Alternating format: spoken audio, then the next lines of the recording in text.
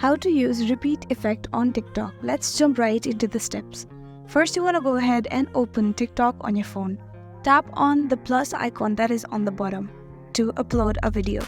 Now, you need to upload a video from your phone or record a video. For uploading, select a video and then tap on next. Now you want to tap on effect filter that is on the right hand side corner. As you do that, you will enter to this page.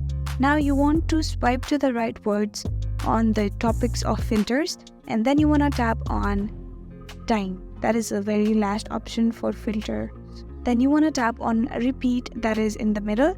Now you can make it larger or shorter, and you can also move it through all the video.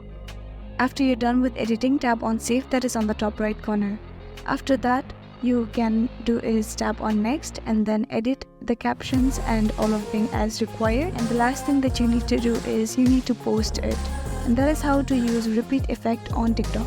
I really hope this video helped you out. Thank you so much for watching till the very end.